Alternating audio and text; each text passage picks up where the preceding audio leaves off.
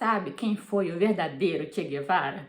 Se você ainda tem aquela visão de um defensor dos fracos e oprimidos, um soldado da liberdade, você vai ter uma grande e desagradável surpresa.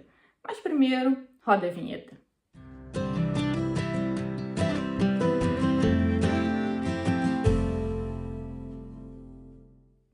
Hoje eu vim trazer mais uma resenha de livro aqui para vocês.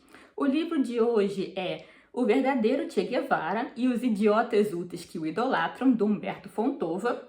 Eu já fiz resenha de um outro livro desse autor aqui, chamado Fidel, o tirano mais amado do mundo. Para quem não conhece o autor, ele é um exilado cubano, ele teve que fugir de Cuba por conta da ditadura cubana, da ditadura comunista, e ele se dedica a mostrar ao mundo o que realmente aconteceu e ainda acontece em Cuba. E ele escreveu esse livro para mostrar pra gente como era o verdadeiro Che Guevara. E ainda hoje, infelizmente, existe todo esse culto do Che Guevara como se ele fosse, como diria o Chapolin, um defensor dos fracos e comprimidos, uma pessoa muito empática, que se preocupava com os pobres, que queria a liberdade para o mundo, a igualdade. E o livro do Fontova vai mostrar pra gente que não era nada disso. Ele vai trazer pra gente não apenas documentos, mas também os testemunhos de várias pessoas que conheceram e conviveram com o Che Guevara. E eu preciso dizer assim, vocês que acompanham o canal sabem que eu já fiz resenha de vários livros falando sobre vários ditadores, sobre Stalin, Mao Tse-tung, Fidel, vários. Então assim, para me surpreender, dá trabalho. E assim, como eu já tô um pouco, como eu posso dizer, nada me choca muito por conta de todas essas biografias, esses livros que eu já li sobre ditadores, eu achei que esse livro sobre o Che Guevara também não fosse me chocar assim mais do que os outros. Mas ele conseguiu. Assim, o Che Guevara conseguiu ser uma figura mais repulsiva, eu diria, até do que Stalin. Para vocês terem ideia, se você já viu as minhas resenhas sobre biografias do Stalin, você sabe que não era uma tarefa fácil. Assim, eu diria que o Che Guevara foi uma das figuras mais nojentas, assim, mais repulsivas do século XX. E, ironicamente, é uma das figuras que ainda é mais celebrada, mais elogiada em vários lugares, nas faculdades, no cinema, teatro, na sociedade de modo geral. E as pessoas, de modo geral, quando elas não se dedicam a estudar esse tema, elas têm essa visão do santo Che Guevara, que cuidava dos pobres, que queria liberdade. E eu mesma, antes de eu começar a estudar sobre comunismo, eu também tinha essa visão. Ajudada também pelo fato de que meu pai era um comunista, então ele passou todas essas ideias equivocadas para mim e para os meus irmãos.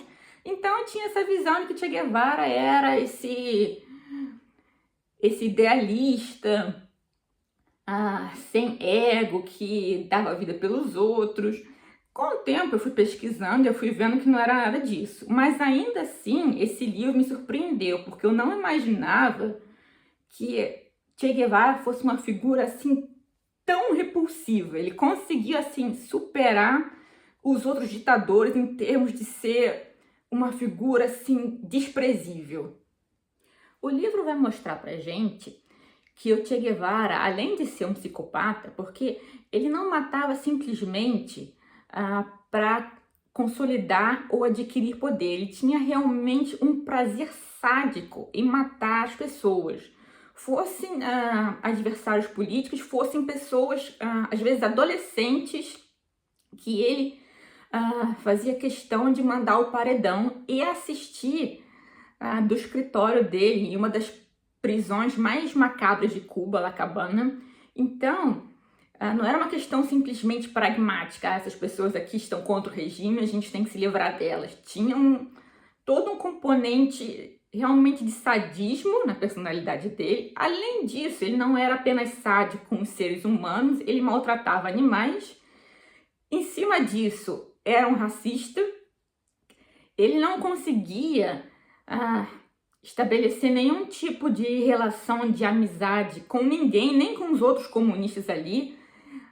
Ninguém tinha uma opinião positiva sobre ele depois que a pessoa convivia com ele. As únicas pessoas que têm uma visão positiva sobre ele são jornalistas, professores universitários, que nunca tiveram que conviver com ele. Além disso, e o livro vai mostrar, essa é uma das partes assim mais chocantes, como ele conseguiu destruir a indústria cubana. Isso é parte do mito de como era Cuba antes da Revolução. A gente vê muitas vezes em filmes, em livros, que Cuba era como se fosse um bordel dos Estados Unidos, onde as pessoas viviam na miséria, onde as pessoas não tinham acesso a nada. Mas a Cuba pré-revolucionária não era nada disso. Era um dos países com a maior qualidade de vida do continente americano e muitas pessoas queriam imigrar para Cuba. Então, antes da Revolução Cubana, assim, milhares de pessoas saíram da Europa, saíram de outros países da América Latina para viver em Cuba, porque Cuba tinha uma qualidade de vida muito boa.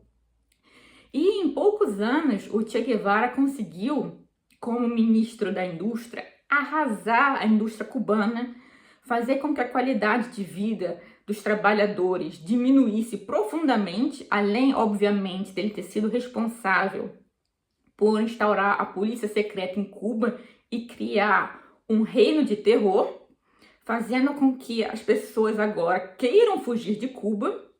E os números assim que o Humberto Fontova vai trazer pra gente são de cair o queixo. O livro também vai desmentir um dos aspectos mais importantes dessa lenda Che Guevara, de que ele era um guerrilheiro assim super habilidoso, um comandante militar formidável. E o Humberto Fontova vai mostrar pra gente que ele era, nesse campo, não apenas no campo da economia, uma besta quadrada. Assim, pior do que ruim. Para ficar ruim, precisava melhorar muito. O homem não tinha, assim, entendimento nenhum de técnica de guerrilha, de estratégia militar. E o Humberto Fontova vai contar pra gente também que a chamada Guerra da Revolução Cubana não foi, na verdade, essa guerra que os jornalistas americanos divulgaram. Houve pouquíssimas casualidades e foi mais uma guerra midiática. O que fez com que a Revolução Cubana triunfasse foi, na verdade, a campanha midiática que Fidel conseguiu orquestrar junto a jornalistas esquerdistas norte-americanos para fazer com que a causa avançasse, mas houve pouquíssimos embates entre os grupos guerrilheiros na Serra Cubana e o exército do Fulgêncio Batista. Houve, sim, muitos combates depois que a ditadura comunista já tinha chegado ao poder. E aí esses combates foram entre o exército cubano, que tinha um amplo apoio da União Soviética, não apenas com treinamento e armas, contra os camponeses cubanos que estavam resistindo às expropriações, a serem forçados a trabalho escravo, a serem mandados para colônias de trabalho voluntário. Esses camponeses estavam resistindo à coletivização forçada. Essa guerra, assim, que a gente pode chamar de guerra, durou 6 anos e esses camponeses cubanos, eles não receberam auxílio de parte alguma. Obviamente, infelizmente, foram derrotados. Existe um livro sobre isso, mas ele não está traduzido para o português e eu ainda não tive oportunidade de ler, mas ele fala dessa chamada Revolta dos Cambrai. E se algum dia ele for traduzido para o português, ou se eu conseguir lê-lo em inglês, se vocês quiserem eu trago aqui para vocês. Mas eu acho que isso é um aspecto que é importante trazer aqui. E falando na União Soviética, o livro vai mostrar pra gente que tanto o Che Guevara quanto o Fidel e o Raul Castro eles já tinham ligações com a União Soviética já nos anos 50. Então, essa ideia de que a revolução era nacionalista e que só por conta da pressão dos Estados Unidos eles depois tiveram que se aliar com a União Soviética, isso é mito. Tanto Che Guevara quanto Fidel e Raul já tinham ligações com a União Soviética antes de começarem qualquer tentativa de derrubar o Batista, então isso é mais um mito. E depois eles estabeleceram em Cuba uma ditadura nos moldes das ditaduras da União Soviética e do leste europeu. Che Guevara mandava perseguir os hippies, as pessoas que ouviam rock, mandava perseguir os homossexuais, e é interessante que hoje em dia a gente vê pessoas em parada gay com camisa do Che Guevara, bandas de rock que colocam a cara do Che Guevara na capa dos CDs, uma coisa completamente inconsistente com quem Che Guevara realmente foi. Uma das partes do livro que me deixou assim mais enojada foi a história da venda de sangue de prisioneiros. Como vocês já devem saber, o Che Guevara falava abertamente que a revolução estava fuzilando mesmo e que ia continuar fuzilando por quanto tempo fosse necessário. Isso não é fake news, tem vídeo dele na ONU falando disso. E ele realmente mandava fuzilar à torto e à direita, sem nenhum tipo de julgamento. Como ele disse, o importante era que fosse necessário fuzilar a pessoa se a pessoa estava incomodando de algum modo, então ela era considerada culpada, independentemente de ter feito ou não alguma coisa. Aqui é importante frisar também que a ditadura cubana, essa ditadura comunista que infelizmente ainda perdura, foi muito mais sanguinária do que qualquer coisa que a ditadura do Batista tivesse feito. Inclusive, isso eu achei assim surpreendente, se a gente for considerar proporcionalmente o número de pessoas que foram mortas ou mandadas para gulags em Cuba, pode ser que o número seja maior do que as pessoas que foram mortas e mandadas para os gulags durante a ditadura do Stalin. Veja, proporcionalmente, não em números totais, mas ainda assim é uma ideia horripilante. Mas voltando à venda de sangue, como o Che tinha arrasado a indústria cubana e Cuba precisava de dinheiro e eles estavam fuzilando à torto e à direito, ele começou a pensar, bom, todo esse sangue aqui escorrendo, a gente podia vender esse sangue. E foi isso que eles fizeram. Antes do prisioneiro ser mandado ao paredão, eles simplesmente drenavam a pessoa de sangue e vendiam esse sangue para países do bloco comunista. E muitas vezes, assim, desculpa se você está assistindo isso enquanto você almoça, enquanto você janta, ou caso você seja uma mulher e esteja assistindo isso grávida, me desculpe, mas eu tenho que trazer essa informação para vocês. Os prisioneiros, depois de terem o seu sangue roubado, eles muitas vezes tinham que ser arrastados até o paredão de fuzilamento, porque eles não conseguiam se manter em pé. Imagine a cena. Isso foi, assim, um fato horripilante que me deixou realmente chocada, apesar de eu já ter lido todo tipo de coisa em relação a atrocidades comunistas. Isso me lembrou muito o que a ditadura chinesa faz hoje, que é tirar os órgãos de prisioneiros políticos e vender no mercado negro. E talvez eles tenham aprendido isso com Cuba. Mas não para por aí também, não. Tem um outro aspecto macabro desses fuzilamentos, é que todos os atiradores atiravam balas de verdade. Caso você nunca tenha lido em relação a esses pelotões de fuzilamento, geralmente nem todos os que estavam ali atirando atiravam balas de verdade. Para você não saber, se você fosse um atirador ali naquele pelotão, se era a sua bala que tinha matado o prisioneiro. Para você não ficar assim com uma consciência pesada. Mas o Che Guevara resolveu fazer com que todos os atiradores no pelotão de fuzilamento atirassem balas de verdade. A ideia era criar como se fosse um pacto de sangue. Quanto mais pessoas estivessem ali envolvidas na brutalidade do regime, mais pessoas teriam algo a perder caso o regime caísse. Então, a ideia era sujar as mãos do maior número possível de pessoas de sangue para que essas pessoas não tivessem coragem depois de denunciar o regime. É uma ideia realmente muito macabra. Não contente em destruir Cuba, Che resolveu deixar sua mansão que ele tinha usurpado do dono original em Cuba, que tinha todas as comunidades possíveis para a época, e resolveu ir primeiro para o Congo, mas lá ele não conseguiu nada. Depois ele resolveu ir para a Bolívia, tentar duplicar a Revolução Cubana lá, e ele não entendia por que os camponeses bolivianos não queriam ajudá-lo. E ele estava disposto a instalar o mesmo reino de terror ali na Bolívia que ele fez em Cuba. Em Cuba, se você fosse um camponês e você não quisesse ajudar a guerrilha, não preciso nem dizer o que te acontecia. E ele queria fazer a mesma coisa na Bolívia. Só que os bolivianos, sorte deles, eles conseguiram achar o Che Guevara e matá-lo.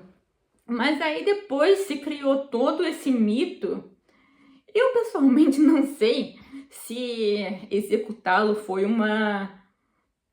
a melhor decisão. Porque agora criou-se esse culto ao Che Guevara, o herói martirizado, por conta principalmente também da propaganda do governo cubano, que publicou os diários dele e tiraram tudo que pudesse mostrar o verdadeiro Che Guevara, e por conta também desses jornalistas e professores universitários esquerdistas e de vários filmes, incluindo, infelizmente, um brasileiro, o Diários de Motocicleta. Mas, enfim, o que Che Guevara queria, quando ele foi capturado, era que houvesse, assim, um julgamento e ele virasse uma celebridade internacional, tivesse ainda mais fama e as pessoas fizessem uma campanha para libertá-lo, fizessem greve de fome, fizessem abaixo-assinado. Então, por esse lado, isso poderia realmente ter acontecido, talvez tivesse feito a lenda dele crescer ainda mais. Não sei, né? É difícil a gente pensar o que pode ser feito com esse tipo de pessoa, né, para não usar outros termos. Por conta disso, é importantíssimo que a gente divulgue livros como o do Humberto Fontova, que são pesquisadores honestos e que estão tentando mostrar o verdadeiro Che Guevara para o mundo. E, na verdade, o Humberto Fontova e outros, eles estão nadando contra a corrente, porque eles são a voz da razão em meio a esse mar de gente completamente bitolada, ainda adorando Che Guevara. Por isso que eu acho que o título dele, o subtítulo do livro é realmente muito bom. Os idiotas úteis que o idolatram. E acho que daria um excelente filme também. Mas tem um outro filme que eu quero indicar para vocês aqui, mas isso fica para um outro vídeo. De qualquer forma, recomendo que vocês leiam esse livro. Leiam também Fidel, o tirano mais amado do mundo, que vai ficar linkado aqui. E eu vou deixar linkado também A Vida Secreta de Fidel, que também é um relato importantíssimo de um ex-guarda-costas do Fidel, contando como realmente era a vida dele. E eu vou deixar esses dois vídeos linkados aqui, certo? Comentem aqui abaixo se vocês conhecem livros similares, se vocês já leram esse. Não se esqueçam de deixar o joinha, de compartilhar, de se inscrever no canal, aquele processo todo que vocês conhecem, certo? Eu agradeço a atenção e a gente vai se ver no próximo vídeo. Beijo, até a próxima.